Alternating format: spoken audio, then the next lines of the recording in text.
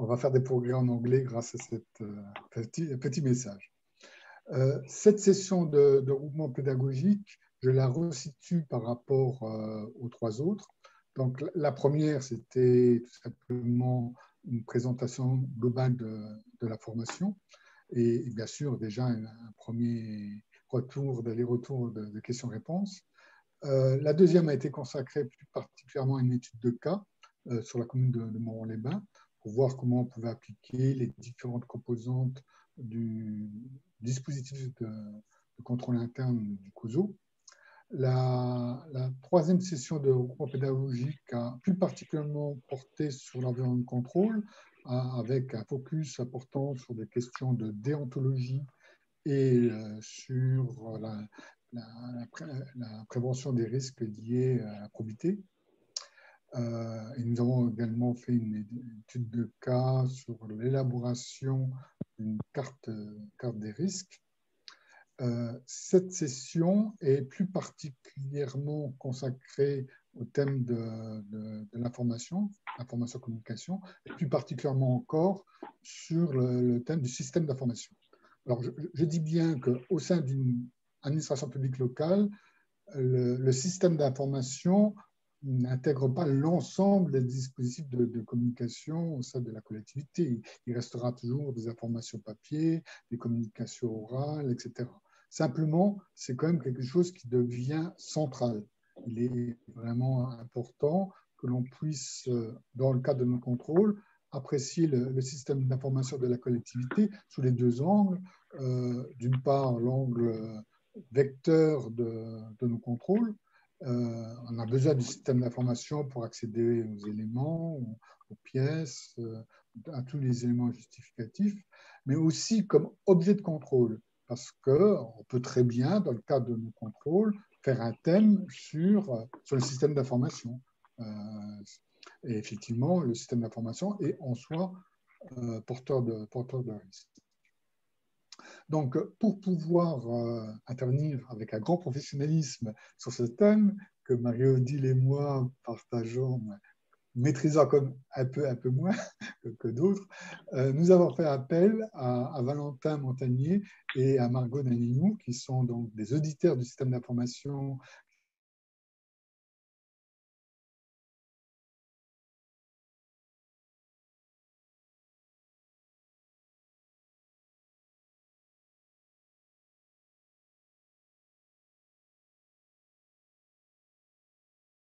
permet de bénéficier de leur expertise dans ce domaine. Donc, je passe la parole à Valentin Montagnier et à Margot Danilou. Merci beaucoup Vincent. Alors effectivement, le sujet d'aujourd'hui, ça va être le système d'information un peu dans son ensemble. On va aller voir les risques, les enjeux, comment définir finalement un système d'information et qu'est-ce que ça veut dire. On va peut-être rapidement se présenter avec Margot avant d'entrer dans le vif du sujet. Je te laisse y aller, Margot. Merci Valentin. Bonjour à toutes et à tous. Donc Margot Danilou, donc je suis auditrice des systèmes d'information à la Cour depuis maintenant un an et demi, et j'ai eu un début de carrière chez Deloitte en tant qu'auditrice.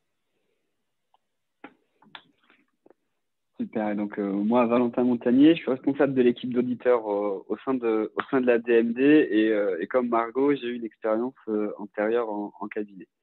On a préparé une petite présentation. Alors, c'est 2 minutes le temps de comment ça marche. Tac. Hop, hop, hop. Est-ce que vous voyez? Oui. Superbe première slide. Bon, parfait. Allez, c'est parti. Surtout, je pense qu'on va présenter, ça va se dérouler un petit peu comme suit. Donc, on va faire, je pense, une présentation d'environ une bonne 40aine de minutes sur justement la gestion de l'information, le système d'information. Qu'est-ce qu'il faut aller auditer ou aller investiguer sur un SI. On vous a préparé quelques cas pratiques et un quiz. parce que quand même, on adore avec Margot vous faire travailler finalement. Et ensuite, on aura, je pense, une bonne demi-heure de questions-réponses. Mais dans tous les cas, n'hésitez pas si vous avez des questions au fil de l'eau. N'hésitez pas à nous les poser. On est là pour ça. Il faut que ce soit le plus dynamique et le plus simple possible. Donc, n'hésitez pas soit par le chat ou même directement à prendre la parole. Je crois qu'on n'est pas très nombreux. Donc, on doit pouvoir réussir à prendre la parole. Hop. Ah, c'est bon. Plusieurs objectifs finalement pour ce matin. Hein. Le premier, très simplement, on va présenter les grandes zones de risque sur le système d'information. Dans les collectivités, comme dans finalement toutes les entités ou dans toutes les entreprises, la donnée financière, elle est contenue au sein d'un ou plusieurs systèmes d'information. Et donc, évidemment, ça fait porter un certain nombre de risques vers l'entité. Hein. Si on a des données qui fuitent ou des données qui ne sont plus de bonne qualité dans le système d'information financier, on peut se retrouver vraiment avec de grosses problématiques qui peuvent arriver à la collectivité. Dans un autre sens, finalement, on peut avoir des risques qui portent uniquement sur le système d'information. On le voit de manière très courante, de manière quasi quotidienne dans la presse. On voit un certain nombre de collectivités qui se font attaquer, qui se font pirater leurs données, qui se font bloquer leur système contre des rançons. Ça, c'est vraiment un vrai risque parce que dans le monde actuel, si on a notre informatique qui ne fonctionne pas ou un système d'information qui est bloqué, mais c'est toute l'organisation finalement qui s'arrête. Donc vraiment, on va essayer de vous présenter les grandes zones de risque informatique, qu'est-ce qu'il faut aller investiguer et où est-ce qu'il faut vraiment mettre l'accent. On vous présentera également l'offre d'audit DSI de la DMD. Hein. On est évidemment là pour répondre à vos demandes et intégrer directement les missions. On y reviendra un tout petit peu après. On fera quelques cas pratiques, évidemment. C'est toujours important d'allier théorie et un peu de pratique. Comprendre les risques et les enjeux de l'audit DSI. Hein. Pourquoi on fait un audit du SI? Quelles sont ses spécificités et comment on va aller justement essayer d'appréhender ce gros mot qu'est un système d'information ou une DSI. Et on verra qu'au final, on s'y retrouve assez simplement. Ça va, on espère que ça devienne un axe de contrôle quasi systématique sur les entités que vous pouvez rencontrer. On va essayer de vous donner les premières pistes et les premières clés finalement dans le cadre d'un audit des systèmes d'information. On verra qu'au final, on n'a pas besoin d'être un grand expert en informatique pour déjà poser les bonnes questions et aller voir les bonnes zones de risque du SI. Et qui dit bonne question évidemment, on a le pendant en la documentation. Qu'est-ce qu'on va aller demander comme documentation? Qu'est-ce qu'on doit attendre finalement comme documentation dans un système d'information? Ça, c'est vraiment des points essentiels et aussi un petit peu comment s'adapter au contexte et à la taille de l'entité. Évidemment, on ne va pas avoir les mêmes exigences sur un ministère ou sur un très gros opérateur que sur une petite collectivité, une petite mairie qui ferait 5 000 habitants.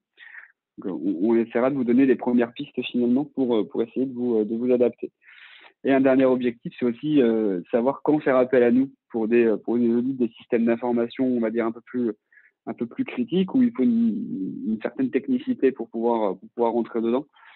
On va essayer de vous donner un peu toutes ces pistes, toutes ces clés pour que vous soyez un peu plus autonome sur le sujet et que justement, au final, ça vous donne envie d'aller vers le contrôle du système d'information. On en parle depuis déjà quasiment 10 minutes. Qu'est-ce qu'un système d'information? On peut penser à plein de choses. On en voit finalement tous les jours. On en utilise quasi constamment sans forcément savoir à quoi on a affaire. Donc là, on va aussi commencer par vous faire un petit peu travailler. À votre avis, n'hésitez pas à répondre dans le chat. Qu'est-ce qui compose un système d'information? Qu'est-ce qu'on va retrouver comme élément finalement important dans un SI? Ouvrir le chat.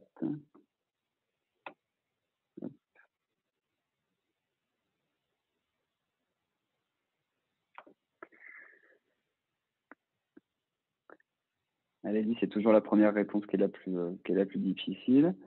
Ah, super. Alors, des applications informatiques, effectivement, c'est une composante très importante du SI. Un SI est composé d'une multitude d'applications de deuxième réponse des données. Donc, effectivement, ces applications, leur actif, leur production, finalement, ça va être de la data, de la donnée. C'est-à-dire que l'actif, finalement, du système d'information, c'est de la donnée. Est-ce que vous voyez autre chose?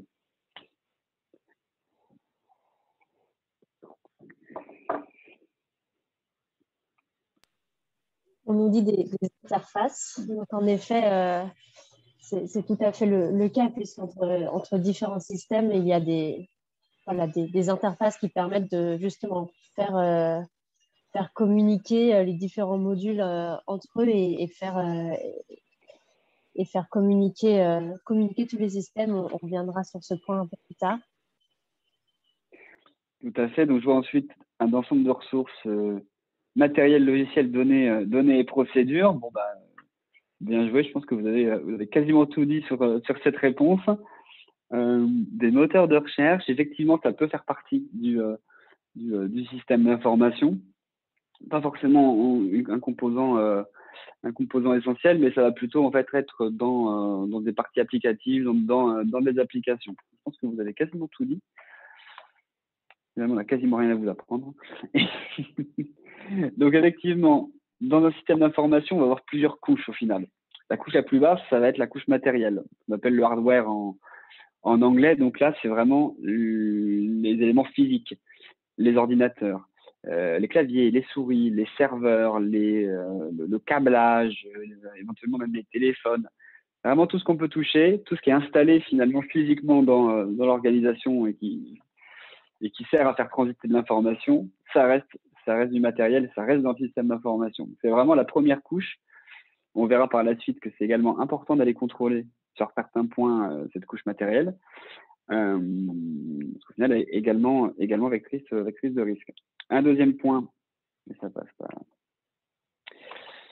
Ça va être les logiciels, avec évidemment entre ces logiciels des interfaces automatiques, des interfaces manuelles, des retraitements de données ou des exports de données vers l'extérieur. Évidemment, c'est la grosse partie. C'est là où porte une grosse partie du risque informatique. C'est-à-dire qu'on doit être capable de maîtriser ces logiciels, de maîtriser surtout ces interfaces, de savoir quelles données rentrent dans ces logiciels, comment elle est traitée, comment on la contrôle, et finalement comment elle transite et quel est son chemin de vie dans le système d'information au travers des logiciels.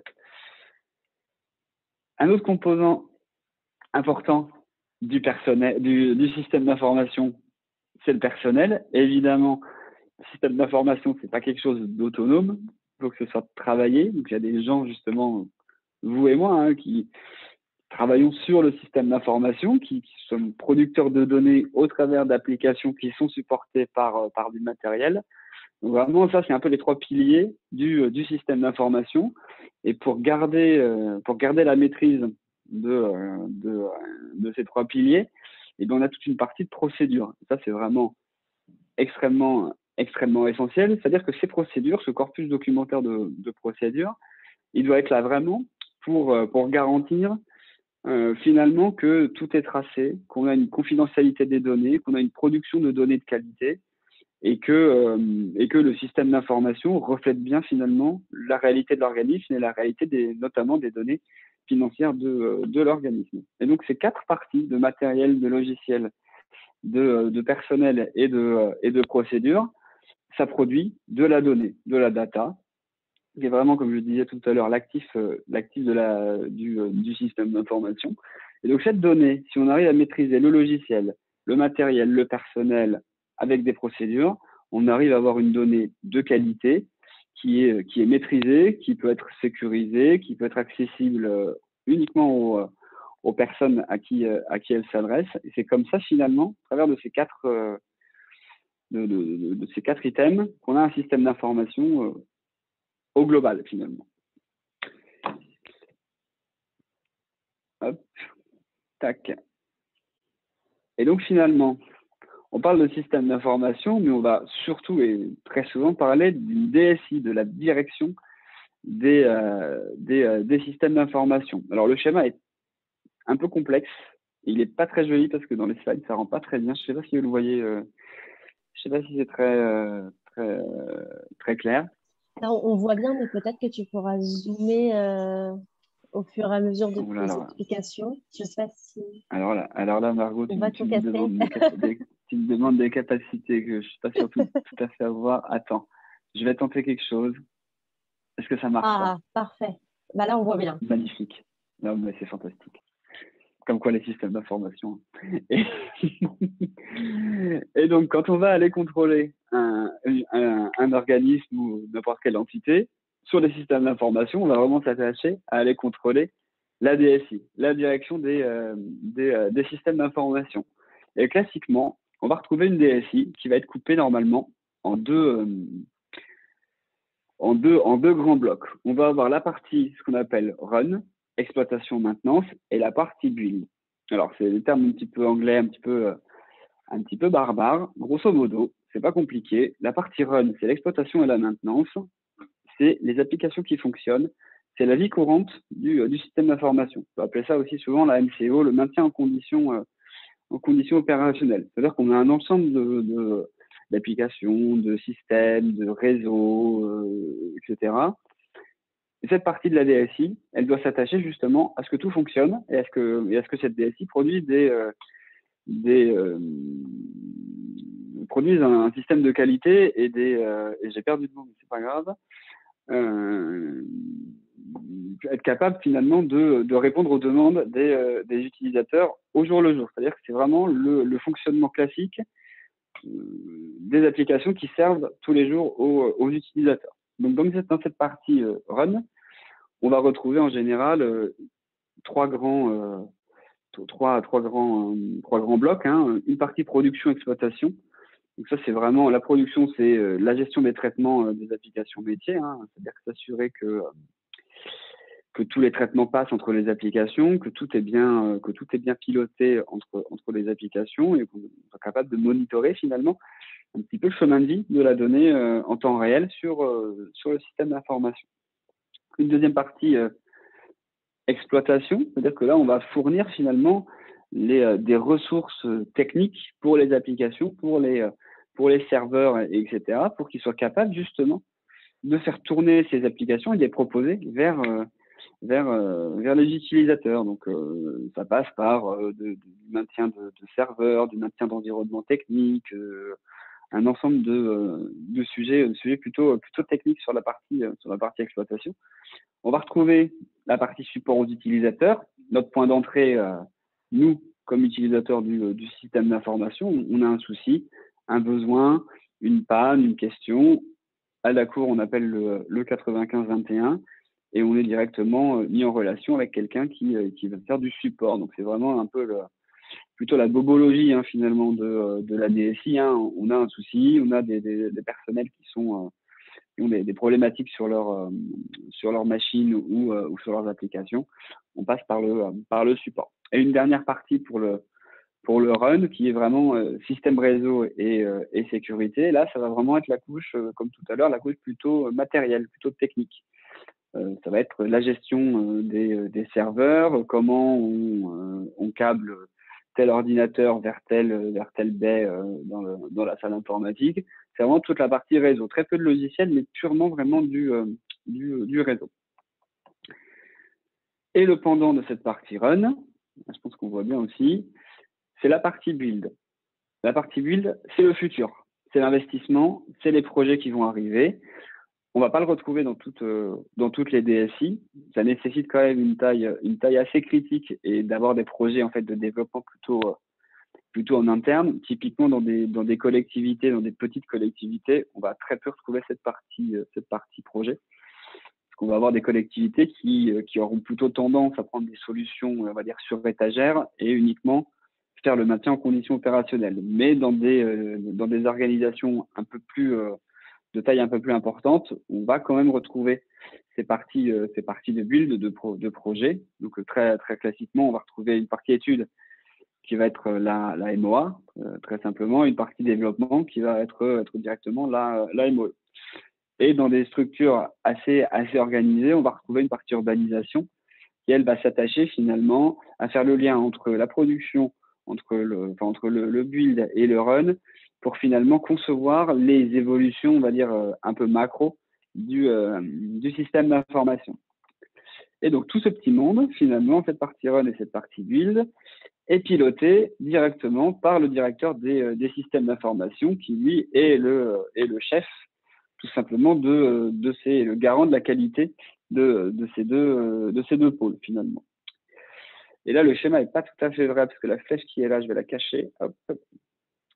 Et pendant du directeur du système d'information, on va retrouver le responsable de la sécurité des systèmes d'information, le RSSI, qui doit être finalement l'alter ego côté sécurité du DSI, qui doit être indépendant vis-à-vis du DSI, pour que finalement les sujets de sécurité du système d'information, qui sont des sujets de plus en plus importants, soient bien pris en compte par l'entité, et qu'on ne mette pas finalement sous la table des problématiques informatiques, parce qu'on aurait plutôt besoin d'aller vite sur la production ou d'aller vite sur les projets. Il faut que le RSSI soit finalement le jumeau maléfique du directeur du système d'information, qu'il ait un véritable contre-pouvoir à lui proposer. Et donc évidemment, on va retrouver en général des prestataires. C'est extrêmement rare de voir des DSI sans prestation.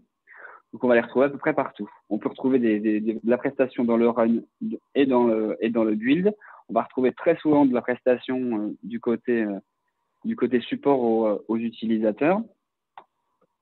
Mais on peut retrouver évidemment dans le développement, dans les études, dans le réseau. Évidemment, l'important étant que la DSI soit capable de les piloter, soit capable de tracer les actions du prestataire sur son système d'information, et que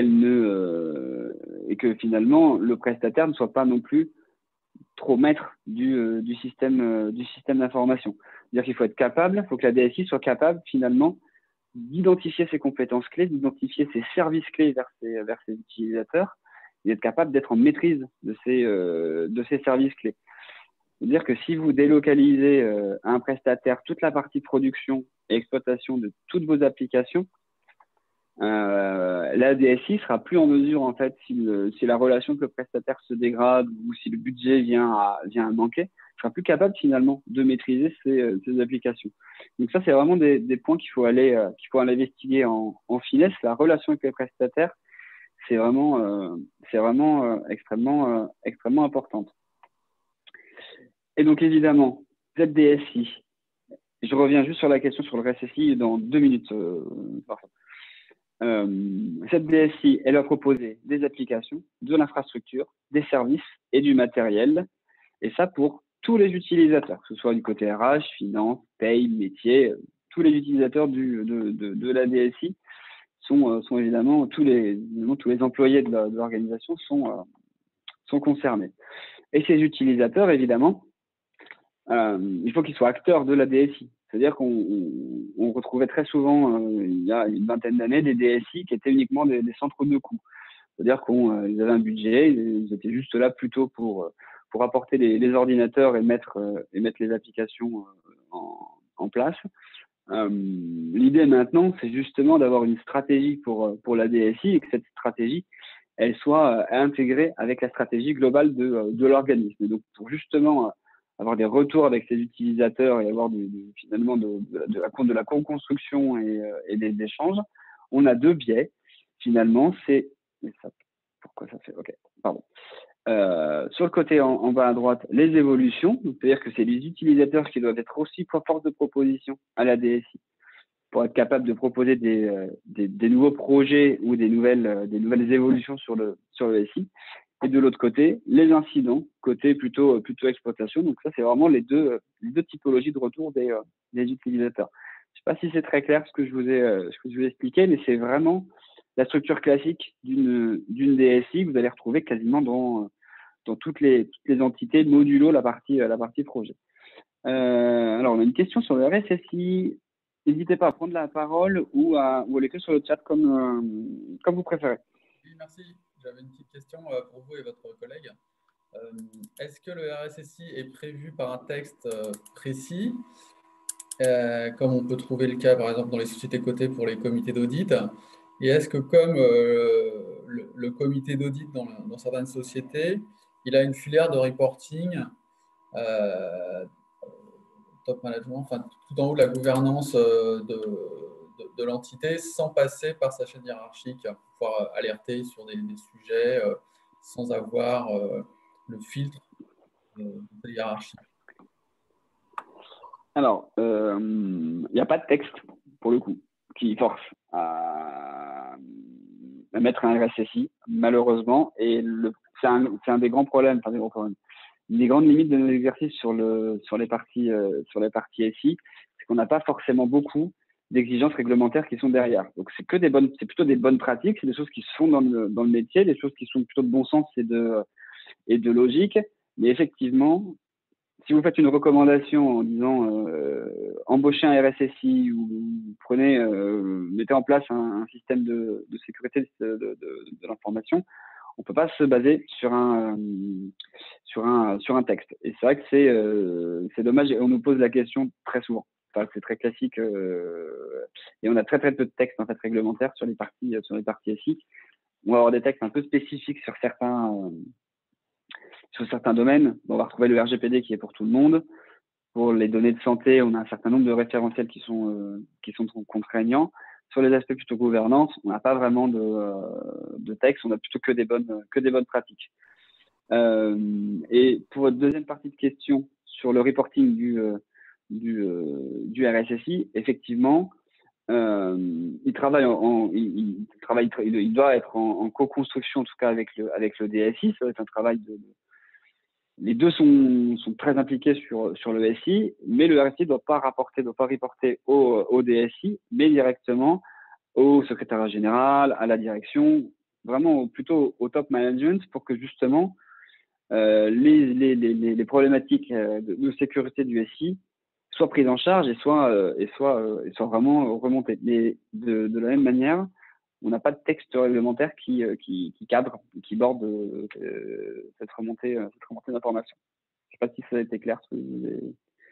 Ici, c'est clair. Donc, du coup, nous, s'il y avait des risques ici qui étaient identifiés, on peut, par parallélisme avec ces bonnes pratiques ou les textes dans les sociétés cotées, on pourrait recommander une ligne directe avec le maire ou l'ordonnateur. Tout à fait, oui.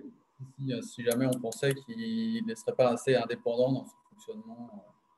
Voilà, l'indépendance du DSI, du RSSI, pardon, c'est vraiment une composante essentielle de la DSI. Après, évidemment, quand on est dans des toutes petites structures, c'est très difficile d'avoir un DSI et un RSSI. Parce que quand on a des DSI où il y a 5-6 personnes, il n'y a pas forcément ni le budget, ni la justification en fait, d'avoir un RSSI à plein temps. Ça peut être quelqu'un qui est dans l'équipe de la DSI, etc. Pas le DSI, évidemment. L'essentiel étant d'être capable de s'assurer que les sujets SSI, les sujets sécurité du SI sont bien pris en compte et qu'il est capable de faire son travail de manière indépendante. C'est pas une fin en soi que ce soit quelqu'un de l'équipe qui porte la casquette RSSI, mais il faut que quand le monsieur a sa casquette RSSI, il soit capable justement d'être force de proposition éventuellement évidemment contre le DSI. Hop. Margot, Je reprends la main. Alors, maintenant que Valentin vous a bien présenté, voilà, qu'est-ce qu'un système d'information, comment est organisée une DSI, on a posé toutes les bases. Alors maintenant, on va s'intéresser voilà, aux grands enjeux et aux grandes zones de risque, puisque c'est quand même le thème global de la formation sur la gestion des risques. Alors, il y a eu un programme lancé, le programme de transformation de l'action publique pour 2022, donc ça arrive très vite. Et les grands objectifs sont d'améliorer la qualité de service pour les citoyens, créer ou améliorer l'environnement de travail pour les agents et comme l'objectif final étant d'accompagner la baisse des dépenses publiques. Et donc, tout cela va s'appuyer sur des systèmes d'information. Donc, c'est pour ça que le système d'information peut à la fois être un vecteur de contrôle, puisque de plus en plus de pôles ou de fonctions d'organismes s'appuient sur les systèmes d'information et sur la DSI. C'est très rare maintenant d'avoir, par exemple, une fonction achat ou une fonction finance sans système d'information qui va supporter tous les processus. Mais ça peut être aussi un objet de contrôle, puisqu'on en a parlé un peu avant de tout ce qui est des aspects de sécurité, de continuité d'activité. Ça peut être des sujets pris en tant que tels et vraiment à part. Donc, on s'intéresse au système d'information de plus en plus, notamment pour ces raisons. Les DSI sont mis en avant, sont mis en première ligne presque vis-à-vis de tous ces grands projets qui sont lancés par l'État et par les organismes. Voilà, le SI, donc, comme je vous disais, est vraiment un support de stockage, d'échange, de traitement de données et on sait à quel point la donnée est importante pour l'ensemble des organismes. Valentin vous en a déjà un peu parlé, mais le système d'information doit contribuer et apporter de la valeur à l'organisme. Ça ne doit pas être quelque chose qui est seulement un coût et qui n'apporte rien. Vous avez déjà sûrement dû entendre parler lors de vos contrôles, par exemple, le DAF qui vous dit mon système ne sert à rien, ça ne répond pas aux besoins, ça ne marche pas bien, je dois faire des tableaux Excel à côté. Bon, bah, là, c'est qu'on a un problème entre l'adéquation entre les besoins, le système d'information, et le système d'information n'apporte aucune valeur. Et là aussi, on l'a vu notamment l'année dernière et toujours encore avec le Covid, le SI, les systèmes d'information et plus globalement l'informatique doit pouvoir assurer la continuité d'activité et doit être un porteur en cas de catastrophe naturelle, en cas de souci, pour pouvoir continuer à travailler de manière plus ou moins dégradée, mais le plus normal possible. Hop, Valentin, je peux passer à la slide suivante, s'il te plaît. Voilà, donc quels sont les principaux risques donc, le principal risque, alors on est allé un peu trop vite. Merci. Le principal risque, c'est que le SI soit vraiment un coût et n'apporte rien. Donc ça, on le voit, donc si ça n'apporte pas de valeur, mais aussi voilà, les grands projets informatiques qui ont complètement dérapé aussi bien en termes de temps que d'argent. Et on a aussi des problèmes de sécurité. Donc, on en a parlé, tous les organismes qui se font pirater, qui doivent payer des rançons, qui perdent leurs données. J'ai entendu le cas d'une petite mairie qui avait bâti tous ses états financiers en ne s'appuyant sur rien puisqu'elle avait perdu toutes ses données depuis les 5 dernières années. Là, ça pose vraiment question sur la qualité des états financiers. En parlant de qualité des états financiers, on voit cela aussi dans la certification des comptes où vous pouvez aller aussi en tant que vecteur de contrôle, vous assurer que les systèmes utilisés sont sécurisés, aussi bien au niveau de la gestion des accès que de qui peut réaliser des changements sur les systèmes, puisque si les systèmes sont ouverts à tout vent, alors vos données financières, vos états financiers que vous devez certifier ne seront pas forcément justes.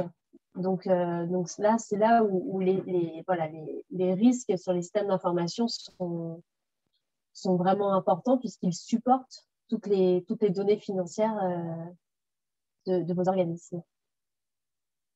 Donc pour ça, il y a de nombreux acteurs qui sont quand même en charge d'essayer de réguler tout ça. Donc l'ANSSI, la CNIL, il y a la DINUM aussi. Donc voilà, c'est des sujets qui sont de plus en plus d'actualité et, qui supportent beaucoup de risques.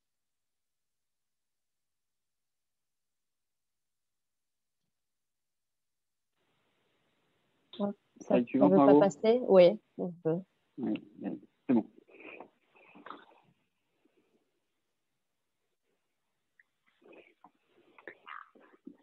Hop, alors, du coup, attends, je sais ce que je sais pas. Quand on parle d'audit et quand on parle de risque sur un système d'information, on va avoir cinq grands axes finalement, ce qu'on appelle nous notre roue de l'audit, là, comme vous pouvez l'avoir représenté. On va avoir un premier axe qui va être la gouvernance du SI, le rattachement, le pilotage, la comitologie, la stratégie. Il y a vraiment une partie qui va être un peu, on va dire, un peu chapeau et qui va nous permettre d'appréhender finalement et d'avoir déjà une idée assez fine de comment est structurée cette DSI. Et ça nous donne déjà les premières pistes sur les autres axes pour savoir un petit peu où est-ce qu'on va pouvoir aller investiguer. En général, la gouvernance, c'est la porte d'entrée, parce que des soucis dans la gouvernance du SI sont symptomatiques de problématiques dans d'autres zones du système d'information. Donc c'est vraiment cette partie comitologie, cette partie pilotage. Ensuite, on va avoir une partie environnement informatique. Donc là, on va rentrer un peu plus dans la technique finalement. Ça va être comment est structuré, comment sont structurées les applications, qu'est-ce qu'on a dans notre cartographie applicative, qu'est-ce qu'on a dans notre réseau. C'est là finalement le pendant technique de la stratégie. C'est en directe ligne de la gouvernance. Donc là, on va aller regarder notamment les interfaces, comment sont pilotées les informations, la gestion notamment de la production. C'est vraiment plutôt, c'est la gouvernance côté technique finalement. Et qu'est-ce qui se passe dans notre système d'information? Évidemment, une fois qu'on sait comment est pilotée la donnée dans notre système d'information, il faut être capable de la sécuriser. Donc vraiment, comment s'assurer, comment avoir une maîtrise raisonnable en tout cas, que le risque de sécurité et que le risque de piratage ou de fraude ou d'erreur finalement soit maîtrisé. Donc c'est vraiment la partie sécurité des données. On va retrouver un certain nombre de composants, des côtés très logiques, très techniques, très informatiques, et on en rediscutera juste après. Mais des parties aussi assez terre à terre, comment sont sécurisés les locaux et comment sont sécurisées les salles informatiques. Une troisième partie qui sera plutôt aussi côté réglementaire avec notamment le RGPD. La quatrième partie, ce sera la continuité d'activité, c'est-à-dire qu'est-ce qu'on fait si on a une panne. Si la gouvernance, l'environnement et la sécurité n'ont pas fonctionné, et ça peut arriver, on n'est jamais sûr à 100% de pas avoir de panne, mais qu'est-ce qu'on fait? Comment on repart? Comment on reconstruit le système d'information? Comment on arrive quand même à mettre en place des mesures pour continuer à faire fonctionner partiellement le système d'information? Donc, la continuité de l'activité, vraiment, on se place dans le moment finalement où on a une avarie et c'est qu'est-ce qu'on fait? Qu'est-ce qui se passe de manière technique, de manière organisationnelle? Vers quoi on tend? Et une dernière partie, et comme disait Margot juste avant, qui est sur les projets informatiques. Donc c'est vraiment une partie plutôt pilotage. Comment sont pilotés les projets informatiques? Via quelle méthodologie? Quel est le budget? Comment vraiment on va aller auditer finalement le déroulé du projet. Et évidemment, il y a souvent des gros enjeux financiers et même organisationnels sur des gros projets informatiques. On a vu énormément de projets qui ont été finalement quasiment des fiascos ou qui ont coûté énormément d'argent pour un apport fonctionnel très, très pauvre. Il ne faut vraiment pas hésiter à aller auditer ces parties-là. Hop. C'est toi, Margot, je crois, là. Oui, je reprends la main. Yes. Alors, on va vous faire des petits zooms. Ah, Hop. Donc, on va vous faire un petit zoom sur voilà, ces 5 grands axes pour vous donner un peu plus de matière et sur si vous voulez vous lancer dans un audit des systèmes d'information. Donc, au niveau de la gouvernance, donc, il y a une première chose, c'est regarder voilà, l'organisation de la DSI, son rattachement dans l'organigramme. Est-ce qu'elle est rattachée à la direction générale, au secrétariat général? Est-ce qu'elle est plutôt rattachée à des fonctions complètement incongrues? On a vu un contrôle où la DSI était rattachée à fonction RH. Bon, là, vous pouvez vous interroger sur le bien fondé de ce rattachement hiérarchique. Et surtout, est-ce que la DSI, est-ce que le directeur, en tout cas, est convié à des comités décisionnels pour être au courant de la stratégie de l'organisme et pour pouvoir adapter les outils qu'il va mettre en place, les projets et adapter même des choses. Mais si par exemple l'organisme décide de recruter ou de lancer le télétravail pour l'ensemble de ses agents, le DSI va devoir par exemple renforcer son réseau, renforcer la capacité du VPN. Voilà, des choses très terre à terre, mais où il y a un besoin d'être au courant de la stratégie, des choses mises en place dans l'organisme. Et il y a aussi dans la gouvernance, donc la relation avec les sous-traitants informatiques. On sait qu'il y a on fait souvent appel à des sous-traitants qui sont beaucoup plus spécialisés que nous, que les DSI pour par exemple stocker des données, pour gérer des projets, pour mettre en place un outil. Donc là, vous pouvez très simplement aller demander les contrats, s'assurer qu'il y a eu un marché public, regarder le bien fondé des contrats, vous demandez voilà, l'état d'avancement, le suivi de ces prestataires ou de ces sous-traitants. Et ça, voilà, c'est quelque chose qui ne demande pas de capacité technique, que vous pouvez très bien faire dans le cadre de vos contrôles. Ensuite, voilà, donc les instances de gouvernance, c'est ce que je vous disais. Donc, c'est à quelles instances est convié le DSI et est-ce qu'il a un moyen d'être au courant de la stratégie. Et on en vient sur le schéma directeur. Donc, ça, c'est un document qui va expliquer, par exemple, sur les 5 prochaines années à venir, quelle est la stratégie de la DSI, comment s'intègre sa stratégie avec la stratégie de l'organisme et quelle est en fait la vision du DSI sur son service. Et donc, ce schéma, vous pouvez je vous conseille de le demander lors de vos contrôles, puisque voilà, il donne une vision. Et en fait, s'il n'y a pas de schéma directeur, on se demande où va la DSI, quelle est sa vision, est-ce qu'elle est porteuse, est-ce qu'elle va permettre, est-ce qu'elle ne va pas être juste un centre de coût, est-ce qu'elle ne va pas voilà, porter l'organisme grâce à ces systèmes. Vous pouvez demander aussi le budget, son évolution, comment il est affecté et la cartographie des risques. Puisqu'on sait que les risques, notamment informatiques, évoluent tous les ans. Je pense qu'il y a des nouveaux risques, des nouvelles formes d'attaque. Avec le déploiement du télétravail, il y a de nouveaux risques qui ont émergé. Par exemple, est-ce que les téléphones personnels et professionnels doivent être sur une même machine, l'utilisation de matériel qui normalement n'est pas à usage professionnel.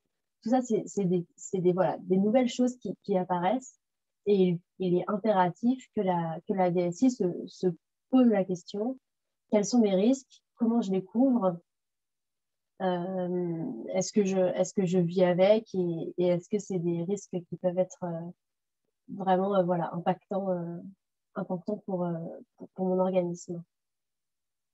On va regarder aussi, donc l'axe 2, c'est l'environnement informatique. Donc là, on va s'intéresser à la cartographie des systèmes d'information que nous vous encourageons aussi à demander lors de vos contrôles. Donc la cartographie, elle va vous permettre de voir quelles applications sont utilisées, les liens entre les applications. Est-ce qu'il y a une interface ou est-ce que c'est un fichier Excel qui sort, qui est manipulé par 3 personnes pour être réintégré dans un système? Et donc là, on a très peu de traçabilité sur la manipulation d'informations. Est-ce que les informations ont pu être modifiées de manière volontaire, involontaire, et dans ce cas-là, on s'interroge sur le risque d'erreur humaine et ou de fraude. Et on en vient à la question d'un environnement intégré ou non intégré. Un environnement intégré, c'est ce qu'on va appeler un ERP, donc ça va être par exemple SAP, Oracle. C'est des environnements où l'ensemble des fonctions sont regroupées. Donc par exemple, dans SAP ou Oracle, on aura très bien les achats, la paye, je sais pas si tout l'ensemble des fonctions de l'organisme vont être dans ce même environnement. Et derrière, il y a une seule base de données qui va nourrir toutes ces briques. Et donc, il n'y a pas de retraitement de données et la donnée est mise à jour en temps réel dans l'ensemble du système. Contrairement à un environnement non intégré, où on va avoir une application pour les RH, une application séparée pour la comptabilité, une application séparée pour les achats, avec plusieurs bases de données derrière, qui ne communiquent pas forcément entre elles, et où la mise à jour des données ne se fait pas en temps réel. Et donc là, il faut s'interroger sur comment transite la donnée d'un point A à un point B et qui peut la manipuler. Et là, on a une zone de risque sur l'intégrité de l'information. Et ensuite, dans l'environnement informatique, il y a aussi le suivi du parc informatique. Donc ça, vous pouvez rattacher ça dans mon contrôle, par exemple, à une gestion des stocks. Est-ce que la DSI peut vous dire à un instant T combien elle a d'ordinateurs en service, quelle est la dernière mise à jour réalisée sur ces ordinateurs, quel est le taux comment elle gère le renouvellement de ces PC, puisque si jamais, par exemple, une DSI vous dit « Moi, je ne sais pas combien d'ordinateurs sont en service, la mise à jour, je ne sais pas trop, ça peut peut-être il y a une dizaine d'années, vous vous dites « Ouh là là, alors c'est quand même dangereux. » Et ensuite, potentiellement, si l'ensemble des ordinateurs ont été achetés il y a entre 5 et 8 ans, il faut prévoir au budget une ligne pour le renouvellement des ordinateurs, puisqu'au bout de 5 ou 8 ans, il va y avoir une campagne de renouvellement. Et si ces coûts n'ont pas été prévus, ça peut être aussi une zone de risque financier, ou en tout cas une grosse ligne au budget qui doit être anticipée. Donc, le suivi du parc informatique est très important pour des raisons à la fois de sécurité et à la fois de budget. Valentin, je te rends la main. Yes. Tant que ça passe là. Hop. Donc voilà, comme vous le disiez tout à l'heure, ensuite la partie sécurité, et ça va rejoindre finalement le petit mot qu'on a eu dans le chat. Évidemment, les risques sur un SI, ça concerne la gestion interne. Ça, assez classiquement, c'est le plus courant finalement. Le risque interne est très majoritaire sur le SI. On a aussi évidemment toute une partie de risque externe, hein, donc soit des prestataires qui sont déficients ou qui marchent pas, soit des attaques venues de l'extérieur, et justement au travers de cette partie de sécurité et de gouvernance, au final, on doit être capable de maîtriser ce risque tant interne que externe. Donc pour la sécurité, on va trouver vraiment quatre points essentiels. La sécurité physique, ce que je vous disais tout à l'heure, hein, comment sont sécurisées les machines, les serveurs, la salle qui contient les serveurs. Est-ce qu'il y a bien une détection incendie? Est-ce qu'il y a bien, par exemple, du contrôle d'accès, de la clim, etc. C'est vraiment une partie qui peut paraître un peu triviale, mais qui, en allant auditer les salles d'information, les salles serveurs des entités, on trouve des choses absolument extraordinaires. Moi, j'ai le souvenir d'avoir d'avoir un DSI qui m'expliquait avoir rehaussé tous ses serveurs d'une 50aine de centimètres parce que la dernière crue, elle était montée à 30 centimètres. Donc, c'est vraiment des choses qu'il faut aller auditer. Les parties sécurité logique, hein, donc ça va vraiment être finalement toutes les interfaces qui vont aller vers l'extérieur, hein, que ce soit vers des prestataires ou vers les sites institutionnels, etc.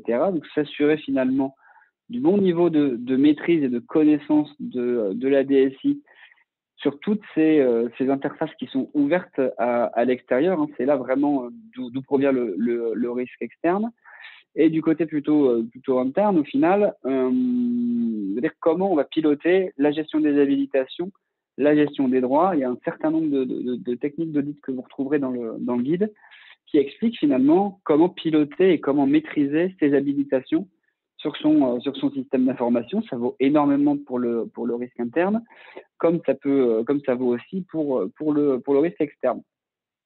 Un troisième axe, hein, qui va être la sensibilisation au sujet de SSI. Vraiment, est-ce que la DSI communique régulièrement? Est-ce qu'elle fait des tests de phishing? Est-ce qu'elle fait des formations à destination des personnels? Vraiment, la sécurité, je le dis souvent, c'est l'acteur, il faut que tout le monde soit acteur justement de la politique de sécurité. Et au travers justement de ces trois aspects, la DSI, l'entité en tout cas, doit être capable de vous fournir une PSSI, une politique de sécurité du système d'information, qui justement récapitule toutes les actions de sécurité et comment finalement on pilote la sécurité dans l'organisme. Et un dernier point qui est réglementaire, hein, c'est la conformité réglementaire. On parle beaucoup, on pense plutôt au RGPD, évidemment. Et il y a un certain nombre d'autres règlements qui peuvent s'appliquer dans des cas spécifiques. Hein. Je pense notamment au RGS quand on a du téléservice. Quand on a des données de santé, on a un certain nombre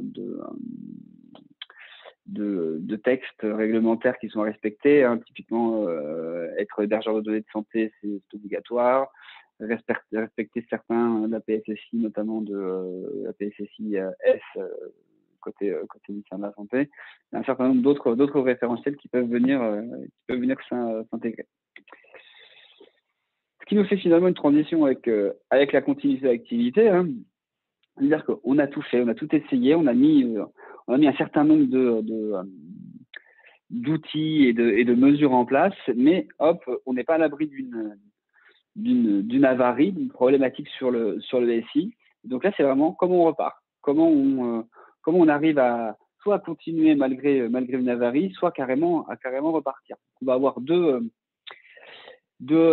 plans qui sont vraiment extrêmement importants. Hein. Ça va être le plan de continuité d'activité et le plan de reprise d'activité.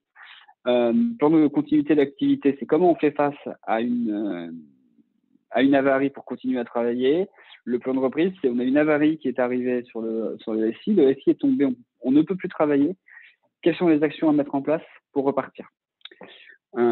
Pour ces deux plans de reprise et de continuité, hein, on va retrouver dedans des éléments très importants. Hein, le plan de reprise très informatique qui va être vraiment finalement quelque chose de très technique de finalement quel câble on va brancher sur quel serveur et quel serveur contient quelles données pour être capable de repartir finalement. Et le processus de sauvegarde, hein, on le détaille largement dans le guide, hein, comment on sauvegarde sa donnée, quelles données il faut sauvegarder et surtout à quelle fréquence et par quel biais. Et donc une dernière partie sur la gestion de projets, hein, notamment sur comment aller, très important, c'est d'aller voir la méthodologie de gestion de projet, que ce soit du cycle en V ou des méthodes agiles, et être capable finalement d'aller avoir un avis critique, d'aller mettre son avis d'expert sur les projets, parce qu'on voit beaucoup de projets qui dérapent, hein, le duo coût-temps est rarement respecté. Donc il faut pas hésiter, c'est des sujets sur lesquels il faut aller investiguer. Donc on le reprend largement dans le guide, ce qui te fait une transition, Margot, normalement parfaite. Parfait. Donc, comme le disait Vincent en tout début de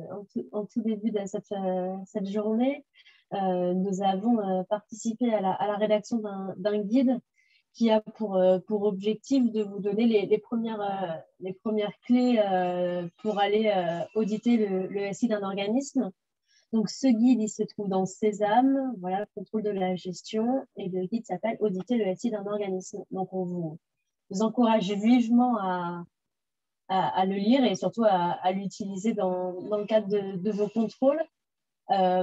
Et ensuite, n'hésitez pas en tout cas si jamais vous avez la moindre question ou si vous vous rendez compte que l'audit du système d'information de l'organisme que vous contrôlez est complexe ou est très important, voilà, nous, on reste totalement disponible aussi bien pour répondre à vos questions que pour participer à votre contrôle.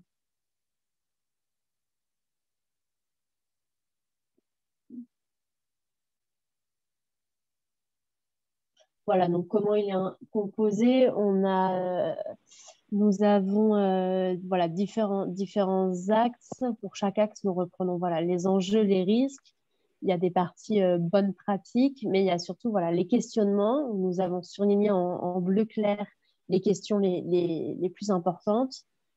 Et avec après, voilà, sur qu'est-ce que ces questions peuvent vous amener à conclure, des points d'attention et surtout des documents à consulter ou des documents voilà, que vous pouvez demander dans le cadre de votre contrôle. Donc, on espère que voilà, ce format de guide va vraiment voilà, vous donner les premières pistes pour réaliser vos contrôles sur les systèmes d'information. Hop.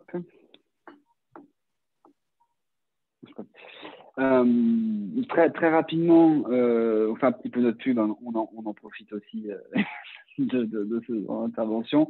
N'hésitez pas vraiment à nous appeler. On est vraiment là à destination de la Cour et des chambres. Dès que vous avez des contrôles, par exemple, sur un SI conséquent ou sur un SI avec des données extrêmement sensibles, ou si vous ne comprenez tout simplement pas ce que le DSI vous raconte, n'hésitez pas, nous on est là pour vous accompagner. Il y a le guide, il y a ces petites formations, d'autres formations qui fait 2 jours et demi.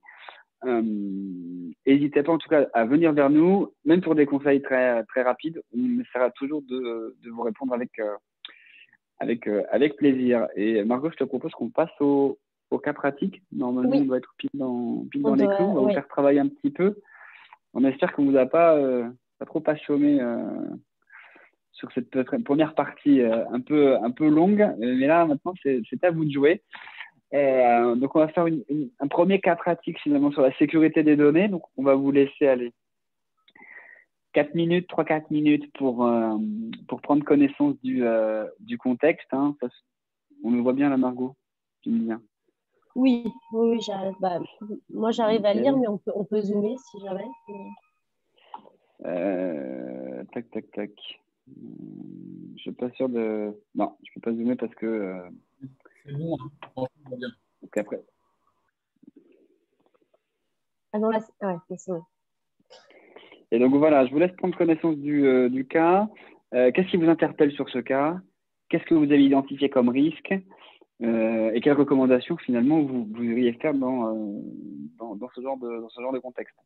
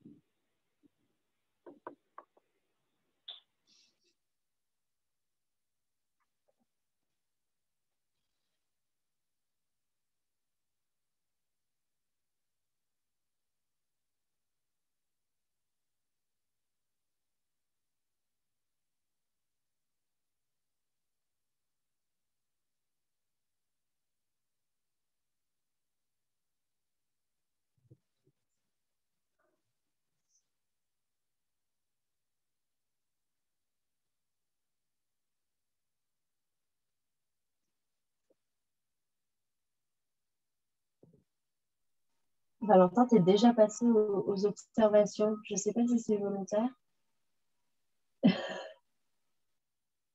C'est absolument pas volontaire, c'est juste que j'ai dû cliquer sans exprès.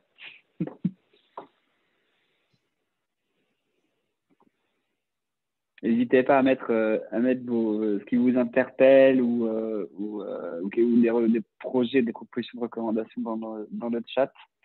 Sinon, on se laisse encore aller jusqu'à 11h03 ou 4 et puis on passera, on fera un peu de la correction.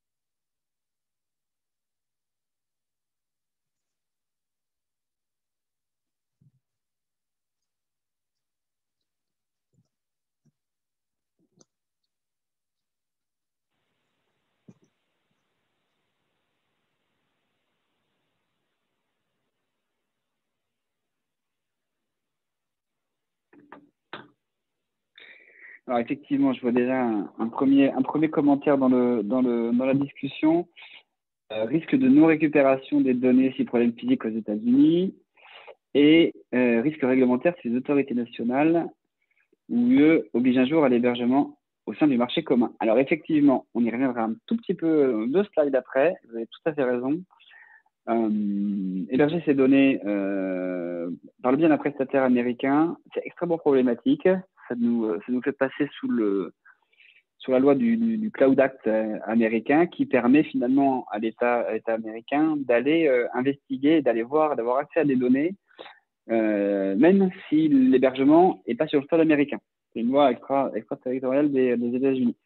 Donc effectivement, quand on héberge des données avec un prestataire américain, il faut réfléchir finalement à quelles données on héberge. Est-ce qu'on est capable finalement de maîtriser, de se dire finalement ces données-là, elles ne sont pas forcément essentielles ou importantes, donc on peut se permettre d'avoir un risque un peu plus important, ou au contraire, non, on a toutes les données de santé des Français sur ce service, alors on ne peut pas utiliser un prestataire américain. Effectivement, c'est très important. On a une deuxième réponse.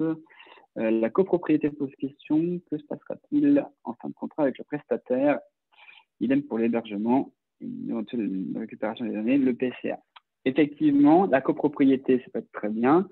Ceci étant, on n'a pas l'impression que c'est prévu, que justement là, le partage en cas de séparation est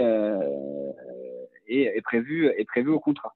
Idem justement pour la récupération des données, il faut s'assurer systématiquement dans le contrat qu'on a un volet qui traite de la récupération et du portage des données finalement quand on veut arrêter le service. Et évidemment, sur le plan de continuité d'activité, il n'y a pas de plan de continuité d'activité de l'établissement. Ça veut véritablement porter un risque très important sur le système d'information. Est-ce que vous voyez d'autres choses qui vous font un peu tiquer ou qui vous interpellent? N'hésitez pas à prendre la parole. Hein. On n'est pas trop, on est une quinzaine, donc il faut pas hésiter. Je reviens un peu sur la récupération des données. Ça, c'est du vécu. J'ai réalisé un contrôle où ils ont changé de logiciel comptable. Et en fait, l'ancien éditeur du logiciel, mécontent de ne pas avoir gagné le nouveau contrat, le nouveau marché et donc de ne pas avoir vu renouveler son contrat pour le logiciel comptable, a mis plus de 3 mois à rendre les données comptables à l'organisme. Et donc, ils ont dû commencer une nouvelle année comptable sans avoir pu reprendre les anciennes données. Et ça a posé des problèmes, notamment parce que c'était un logiciel assez gros pour la paye, puisqu'ils n'ont pas pu reprendre les données de paye. Et ça a vraiment posé problème. Donc, c'est quelque chose où il faut être très vigilant.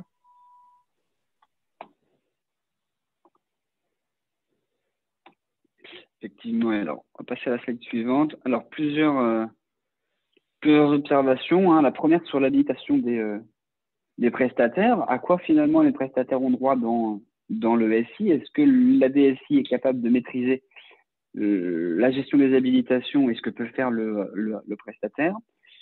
Comme vous le disiez, Madame Rubio, la propriété intellectuelle qui est partagée avec un tiers privé, quid du moment où on va arrêter? Est-ce qu'il y aura restitution? Est-ce qu'il y aura une suppression des données dans le contrat? Vraiment, partager la propriété intellectuelle, c'est une chose. Préparer l'après, c'est essentiel dans ce genre de cadre. Idem, ce qu'on disait juste de M. Marceau, les données transitent potentiellement sur des serveurs situés hors UE ou hors France.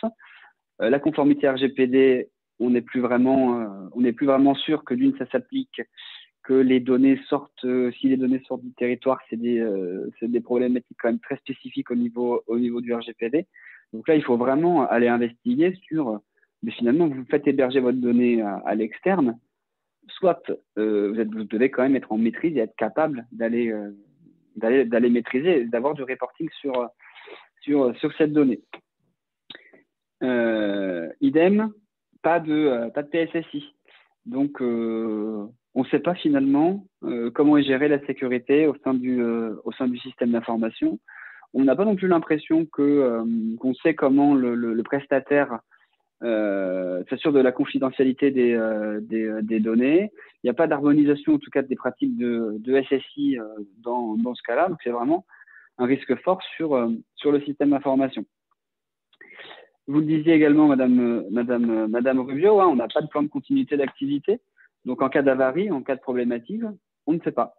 On ne sait pas ce qui se passe, on n'a pas de plan, on n'a même pas encore moins de plan testé. Donc là, on a vraiment des observations quand même qui sont très fortes, qui sont vraiment porteuses de risques. Donc, nous, on propose deux recommandations hein, qui sont au niveau quand même assez bas parce qu'au final, on n'a pas non plus, on n'a pas beaucoup d'éléments sur lesquels se baser.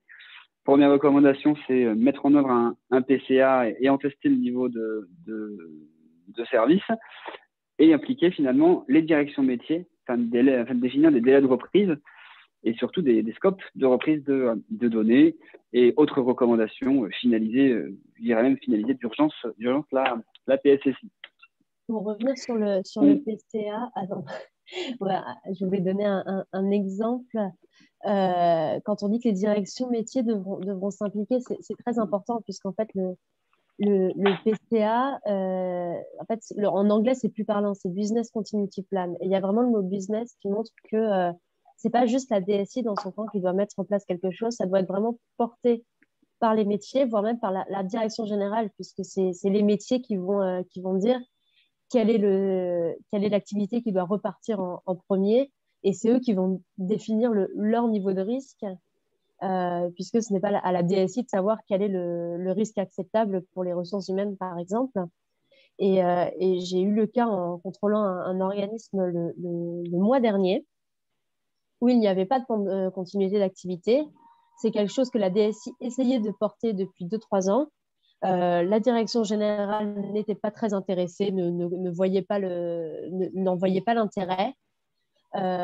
Et du jour au lendemain, suite à un problème informatique, l'ensemble des ordinateurs de l'organisme ont été coupés du jour au lendemain. Et là, la direction générale a dit comment on fait? La DSI a dit moi, ça fait 3 ans que j'essaye de porter le fait qu'il faut mettre un PCR en place. Ça n'a pas été fait. Et la direction générale s'est rendue compte de l'importance d'un plan de continuité d'activité. Et donc là, c'est devenu leur priorité numéro 1.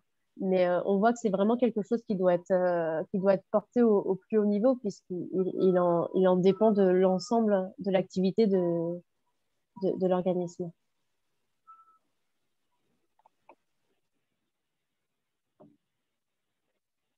Hop. Et donc, pour aller un petit peu plus loin, justement, sur ce cas pratique et sur la sécurité, au final, on parlait de PSSI, évidemment, c'est un document extrêmement important et il faut que ce soit diffusé justement vers les utilisateurs. Il faut que les utilisateurs soient vraiment acteurs de la SSI. Hein. Il faut les sensibiliser, leur envoyer des newsletters, les former. Il faut vraiment que la sécurité soit prise en charge comme un sujet global à l'organisation. Sur la protection des données, on connaît tous le RGPD. Hein. Tristement, je dis souvent que c'est la recommandation facile. Les entités n'ont pas encore vraiment pris le pli de se rendre conforme au RGPD. Et c'est pas uniquement de la conformité. Hein. Il faut bien penser que ce règlement, il est fait pour protéger les données et que les points de conformité à adopter sont pas là pour embêter les entités. C'est vraiment des fondements de la maîtrise de la donnée. On n'a pas encore de doctrine claire par contre sur le cloud. Hein. Il y a quelque chose une doctrine qui est sortie il y a quelques semaines, mais ça reste en fait, on n'a pas non plus un projet de cloud européen. Ça reste encore des sujets qui sont un peu flous et sur lesquels il faut faire très attention pour les entités. Margot, je te laisse la main. Tu dois avoir. Voilà, donc Voilà. notre deuxième cas pratique, et ensuite on passera à un quiz en ligne. Donc là, on se concentre plus sur la gestion de projet.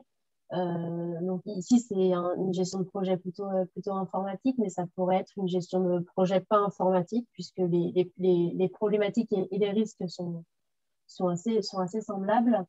Donc, même exercice, on vous laisse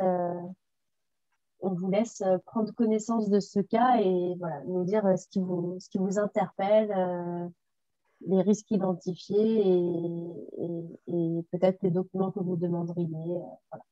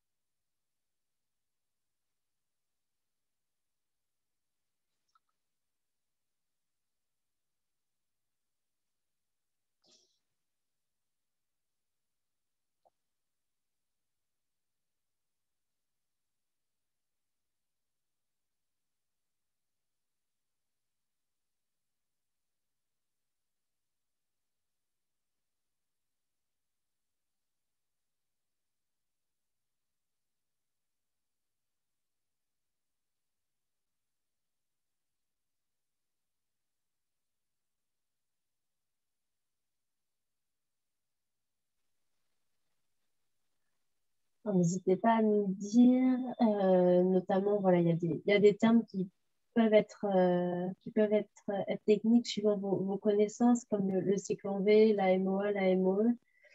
Je ne sais pas si c'est des termes qui sont familiers à tout le monde.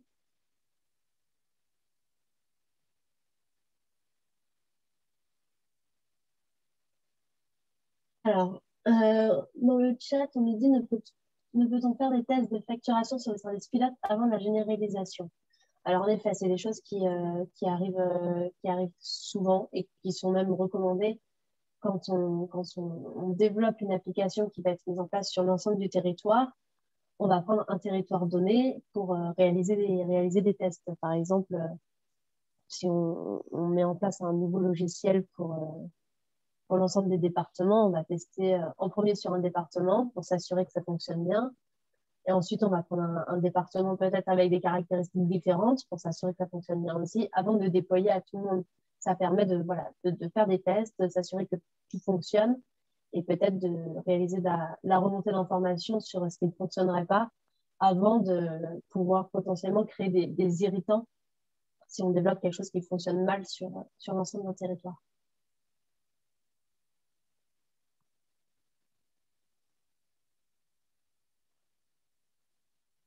Donc là, les choses qui peuvent nous... Valentin, tu as repris la main? Ça t'a... Tu veux que je passe? Oui, je croyais que je pouvais passer, mais en fait, non. Voilà. Donc, Ah non, tu n'as pas le droit. donc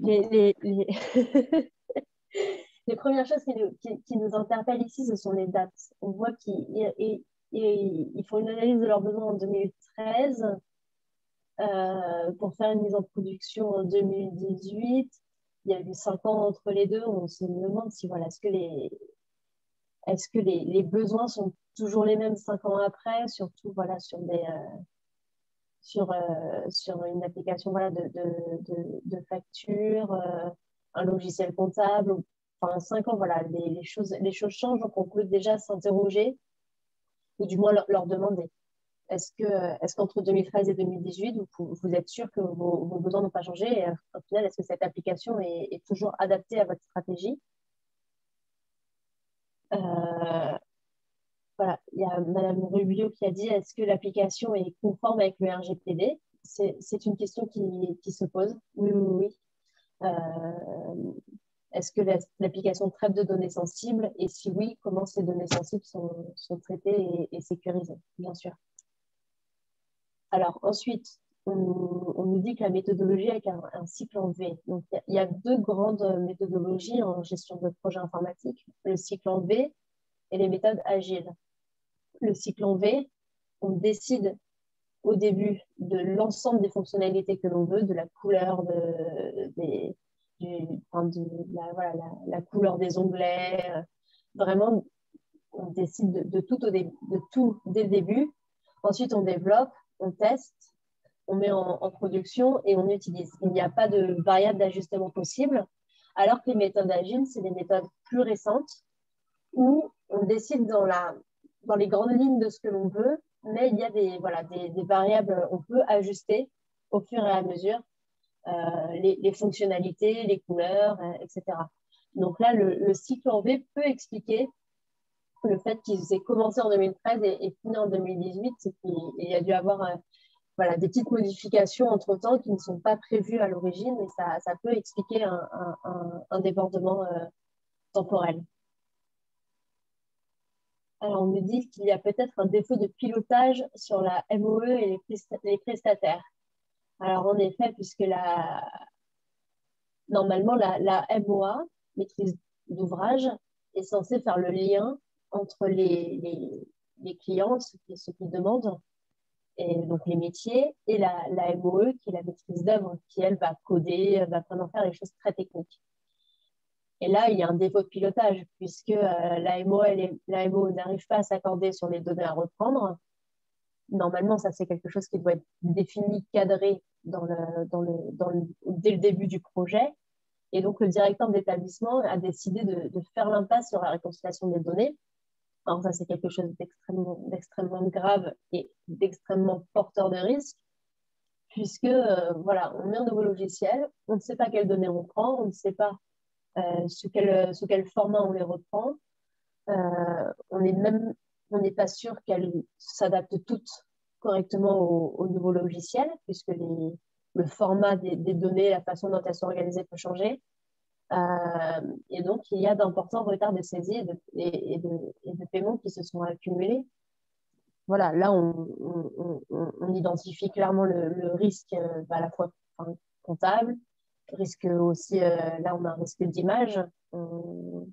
Si jamais il y a, je ne sais pas moi, vous êtes aussi bien dans une petite mairie que dans un grand ministère, une petite mairie qui ne peut plus payer tous ses fournisseurs parce que son SI a mal été repris, bon, c'est quand même un risque d'image et surtout un risque comptable fort.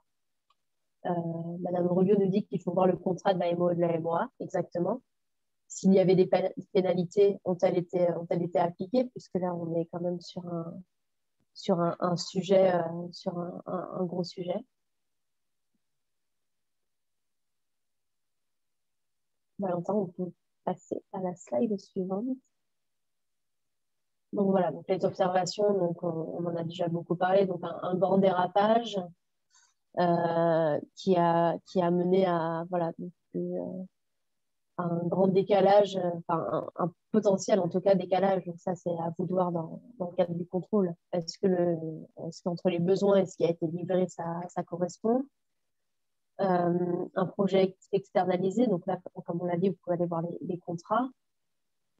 Une impasse sur une réconciliation des données, donc des données comptables potentiellement fausses. Et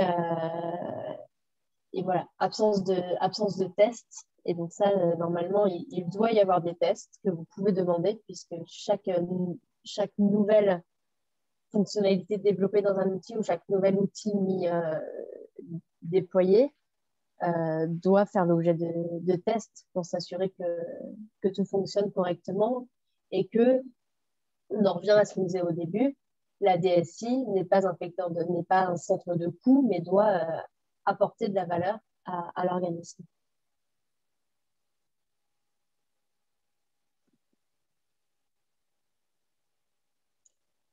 Donc là, ce que vous pourriez recommander, c'est voilà, de recommander de faire un audit interne ou au moins une analyse sur l'ensemble des paiements qui ont été réalisés hors système, vous assurer qu'il n'y a pas eu de fraude. Et le fait d'inclure les directions métiers dans la gouvernance du projet pour qu'elles puissent participer au test et que le projet ne soit pas juste porté par une DSI, un AMOA, un AMOE qui au final ne s'entendent pas et le fait qu'il y ait des directions métiers peut aussi permettre de s'assurer que les attendus correspondent aux livrables et que les besoins sont respectés.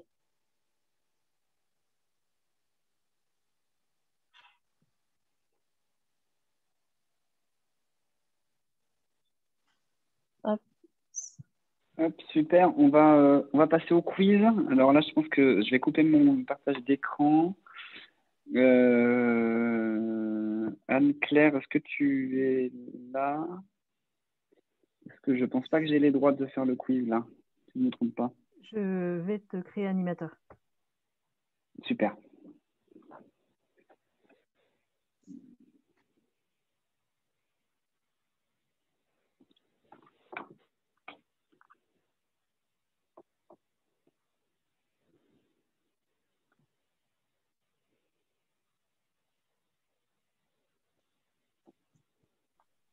C'est Margot qui l'est.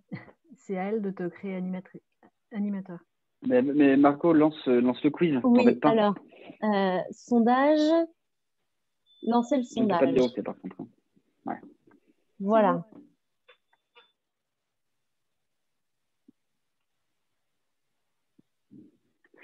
Donc, alors, je pense Alors. comment ça marche. Là, je pense, alors moi, j'ai le taux de réponse, mais je ne pense pas que vous avez ça sur vos écrans. Donc, Non. on vous laisse répondre aux différentes questions et ensuite, on va revenir dessus en vous donnant les réponses. Il y a 10 questions, donc on peut se dire, allez, 7 minutes, 5 minutes, 7 minutes. Bah, de toute façon, comme j'ai le taux de réponse des votants, voilà. Toutes les infos, toi.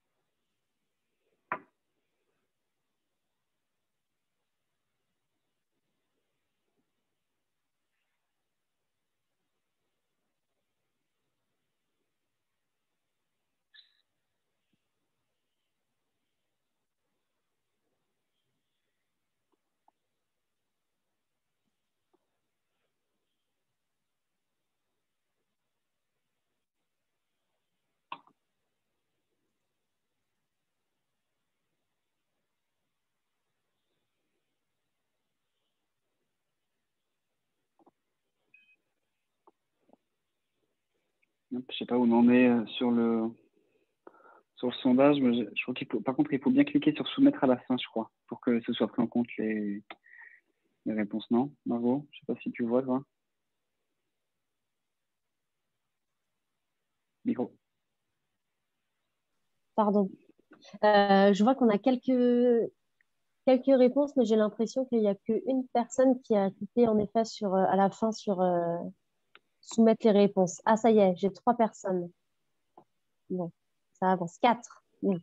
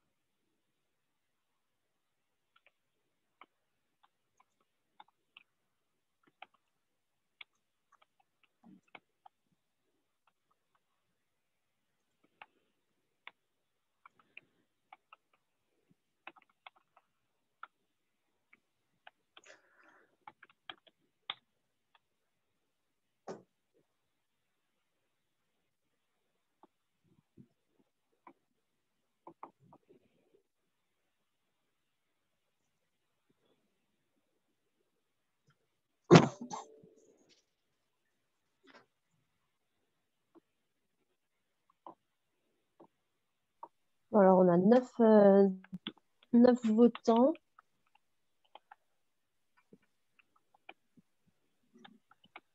10, 11. Voilà.